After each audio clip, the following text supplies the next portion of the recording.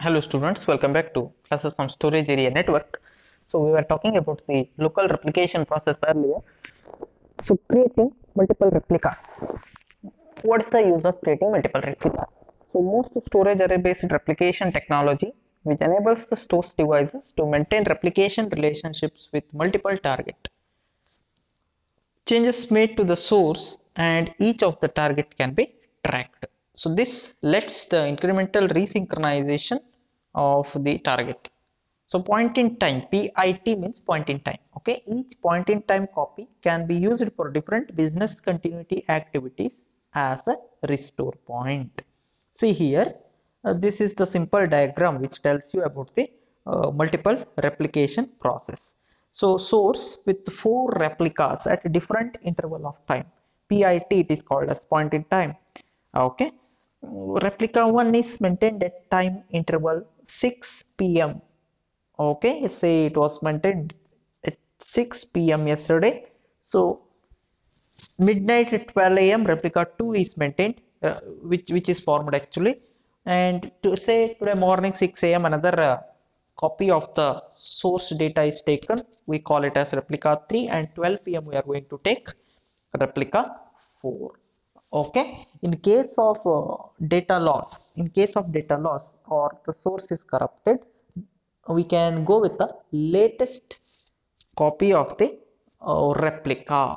Okay, latest copy of the replica to get the updated data. That's it. And in virtualization, in virtualized environment, we can go with the local replication. Okay, so VM concepts, the virtual machine concept, which lets us to have the different platforms on a single hardware architecture, say Windows or whatever it is, on the particular environment underlying layer. We can have multiple operating systems with the help of the VM, virtual machine. Okay, so this also lets us to do all the concepts, the virtual the concepts of the replication process.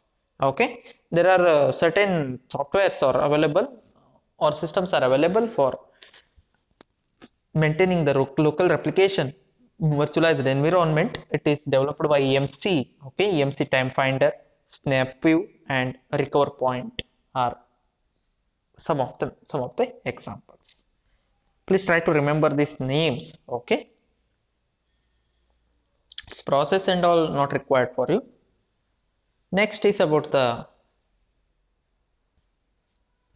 remote replication. Okay, so far we have discussed about the local replication in the previous video and earlier of this video. Next is about the remote replication. Okay, normally we have synchronous remote replication. Synchronous remote, meaning of synchronous is frequent updation. That's it, frequently updatable. That is what synchronization process is. Okay,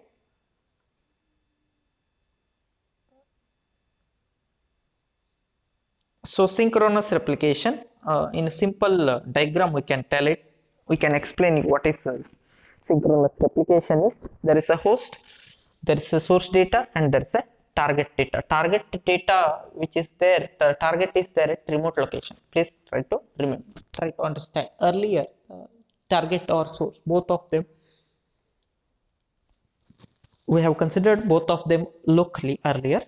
Now target is there at a different location, and say source is there at a different location. It is performing several steps. What are the steps? You find out. Step number 1, 2, 3, and 4. Very simple thing. Step number 1, the host writes the data to the source. Of course, the whole data is created or computed at host, and it is stored at source location, right? At step number 1. Then step number 2, the data from the source is replicated to the target. It is copied onto the target at remote site. This is step number 2, the data which is replicated onto target at a remote site. Then step number 3, the target acknowledges back to the source. Of course, about the data replication process, it acknowledges back to the source, and the source acknowledges, right, the complete to the, of course this acknowledgement will be forwarded to the host. That's it, very simple thing, easy to understand. data will be copied onto the source. Okay, same data will be copied onto the target at step number 2.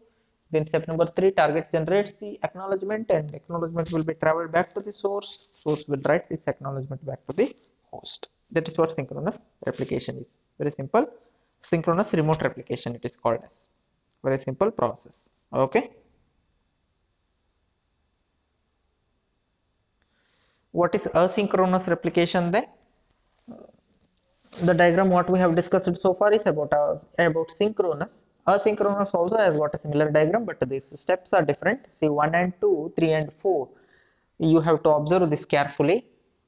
Step number 1, in asynchronous process, the data will be transferred to, obviously data is created and it is copied onto the host or onto the source from host at step number 1.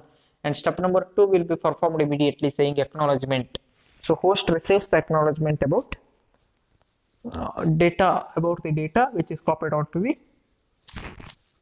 source, right? Then after that, step number 3 will be initiated. Step number 3 is what? The source will initiate a replication process, and it will be sending the data, sending the copy of the data to the target. Once the data is copied onto the target, target will send an acknowledgement back to the source.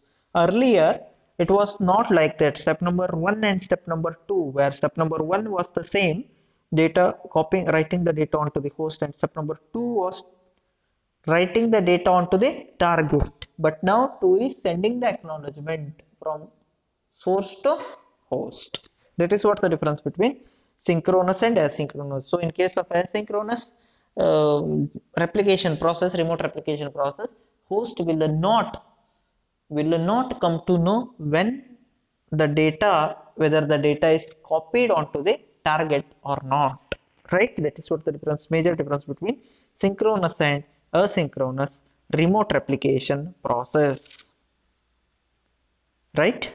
Again, we have to see the host based, storage array based, as well as network based replications here with respect to remote replication technology.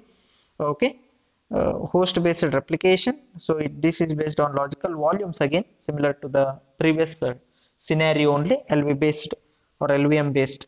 Okay, you have to just remember the diagrams. So say remote replication, the network is established using IP over internet. So left hand side and right hand side, two different storage area networks are marked, right? And logical volumes, the shaded area, you can see LV1 which is copied onto the LV1 of the same location. Okay, remote host. Similarly, LV2 to the LV2, 3 as well as 4, as you can see in the diagram. If you can understand the diagram easily, you can explain the concepts. Okay.